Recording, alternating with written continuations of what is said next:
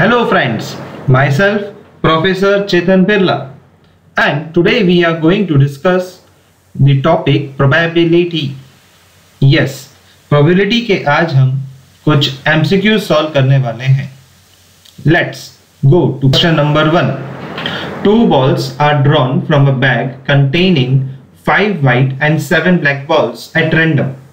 What is the probability that they would be of different colors? तो आपके पास 5 white and 7 black balls है और आपको 2 बॉल्स निकालने हैं. प्रोबेबिलिटी निकालनी है ऑफ डिफरेंट कलर्स की.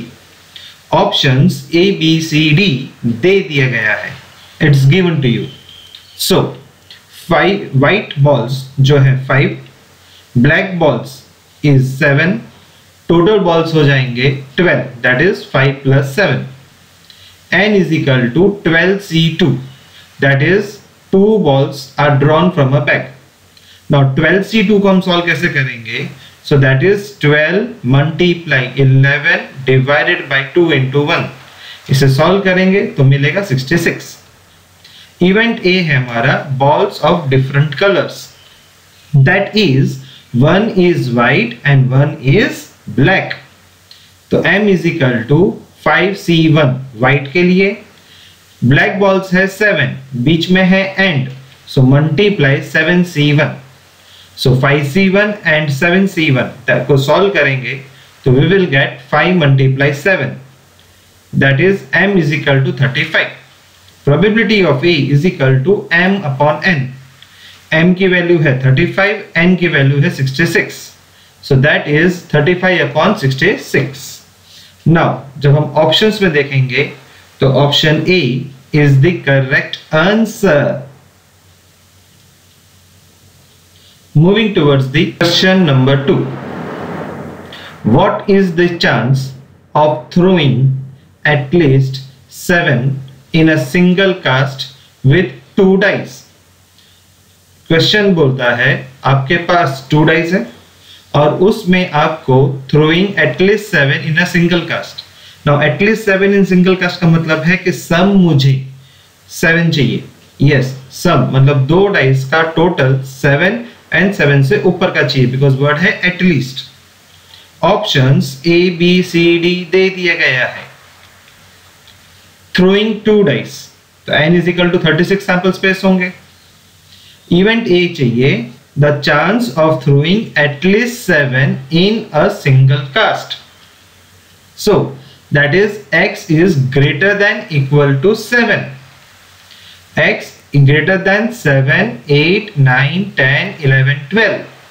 Yes, 12 is the last because last sample है मेरा 6, 6. तो 6 plus 6 कितना होता है? 12 होता है. Now sum of 2 dice. तो सम ऑफ 2 डाइस है 7, 8, 9, 10, 11, 12. हमने थियरी के पार्ट में ये शॉर्टकट सीखा था. Now total number of dice कितने होंगे? तो 6, 5, 4, 3, 2, 1. और अब मैं इनका टोटल करूंगा तो 6 plus 5 plus 4 plus 3 plus 2 plus 1 which is equal to 21. Now probability of A हो जाएगा m upon n, 21 upon 36. इसको फर्दर सॉल्व करेंगे with the help of 3 7s and 3 12s 36. तो 7 upon 12. So we can say that option B is the correct answer.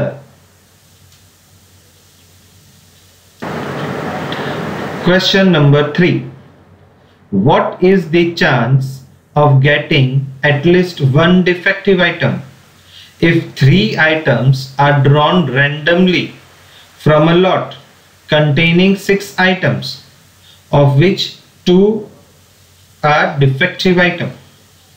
Yes, question क्या बोलना चाहता है कि what is a chance of getting at least one defective item? कम से कम आपको एक defective item चाहिए.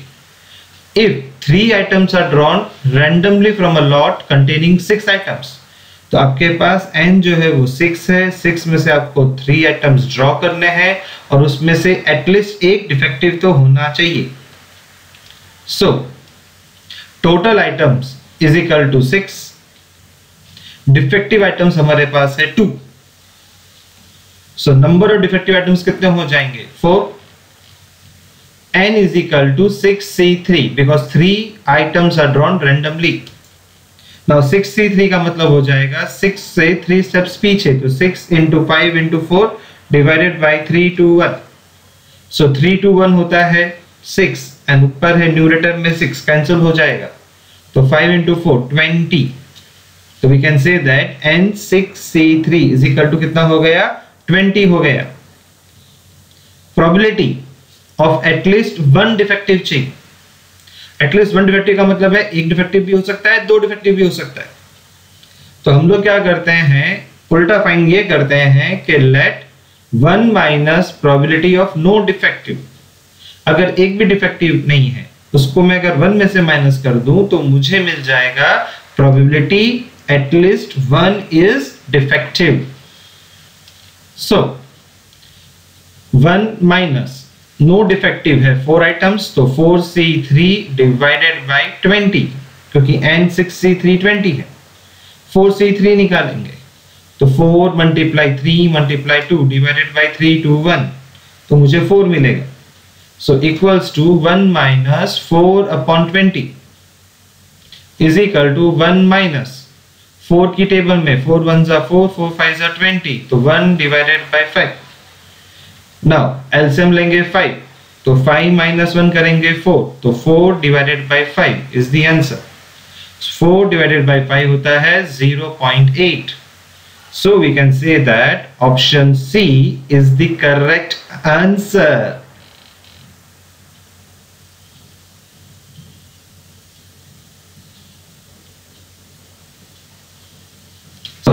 Let's move to the question number 4. If two unbiased dice are rolled together, what is the probability of getting no difference of point? तो आपने दो unbiased dice को role किया है together और आपको probability फाइंड करनी है getting no difference of points. So, two unbiased dice are thrown. आपने दो अनबायस्ड डाइस को थ्रो किया, तो n इज इक्वल टू कितना हो जाएगा 36 सैंपल स्पेस. इवेंट ए चाहिए नो डिफरेंस ऑफ पॉइंट, मतलब कि दो डाइस के बीच में एक भी डिफरेंस नहीं चाहिए, दैट इज जीरो डिफरेंस चाहिए. तो a is equal to that is my m, तो m इज इक्वल टू क्या हो जाएगा 1 1 2 2 3 3 4 4 5 5 एंड 6 6. अगर अब आप इनमें डिफरेंस देखोगे तो क्या है 1 1 का डिफरेंस 0, 2 2 का डिफरेंस 0, 3 3 का डिफरेंस 0, 4 4 का डिफरेंस 0, 5 5 का डिफरेंस 0, 6 6 का difference 0. That is considered as no difference of point. तो m is equal to 6. So probability of a is equal to m upon n. m is 6, n is 36. Dear friends, 6 6 cancel मत करना, ठीक है. बच्चे कभी कभी गलती कर देते हैं और अगर वो गलती कर दी तो ऑप्शन बी चला जाएगा 1 divided by 3. I hope you understand, but over here the answer is what 1 divided by 6. Clear? 6 1 जा 6, 6 6 जा 36. So we can say now that option D is the correct answer.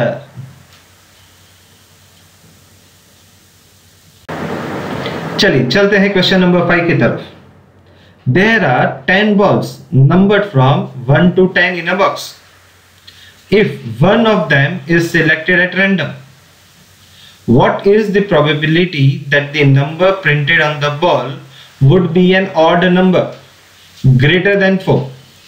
तो क्वेश्चन क्या बोलना चाहता है कि आपके पास 10 बॉल्स हैं जिनका नंबर है 1 से लेके 10 तक. वन ऑफ देम, एक ही बॉल आपको सिलेक्ट करना है और वो जो बॉल भी सिलेक्ट करोगे वो ग्रेटर देन 4 होना चाहिए विद अ कंडीशन कि वो ऑड नंबर का ही बॉल होगा. Options A B C D आपको दे दिया गया है. सो 10 बॉल्स नंबर्ड है फ्रॉम 1 से लेके 10 in a box. If one of them is selected at random, आपने एक बॉल सिलेक्ट किया एट रैंडम, तो n is equal to 10c1 हो जाएगा। Now 10c1 is equal to 10 होता है। Event A, number printed on the ball would be an odd number greater than 4 चाहिए, तो 4 से ग्रेटर और ऑड नंबर बट टिल 10 तक, तो m इज इक्वल टू हो जाएगा 5, 7, 9। सो कितने एलिमेंट्स हैं? 3 एलिमेंट्स हैं। So probability of A is equal to m upon n। 3 upon 10 is 0.3. So we can say that option D is the correct answer.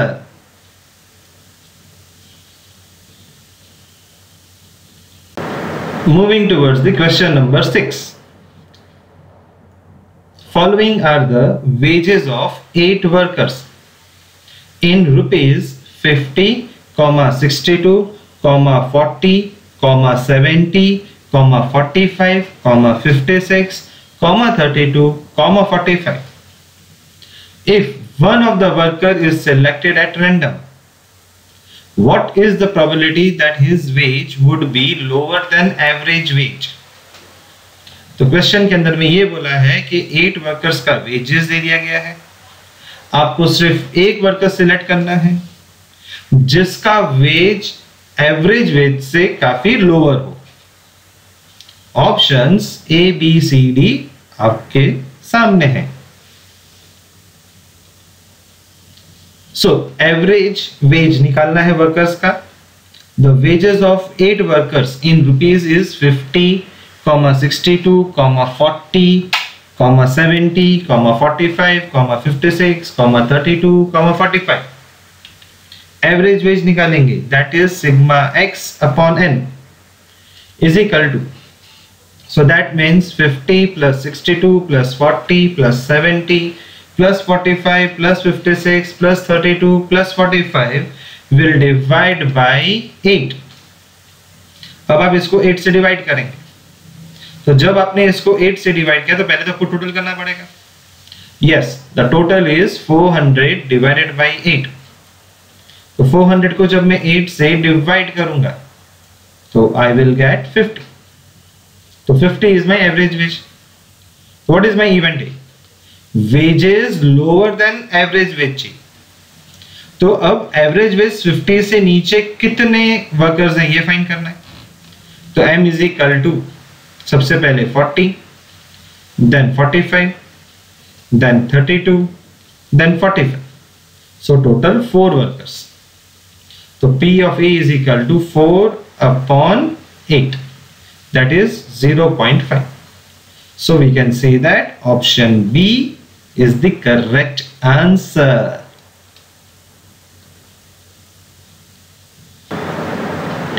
Question number 7. A, B and C are 3 mutually exclusive and exhaustive events such that P of A equals to 2 times probability B is equal to 3 times probability C. तो what is probability B find करना है। Condition है question में कि A, B, C क्या है? Mutually exclusive and exhaustive events. Options A, B, C, D आपके सामने है।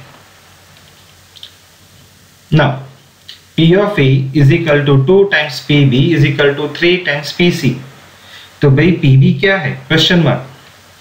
Since event A, B, C are mutually exclusive, तो इसका मतलब होता है कि all intersections are 0।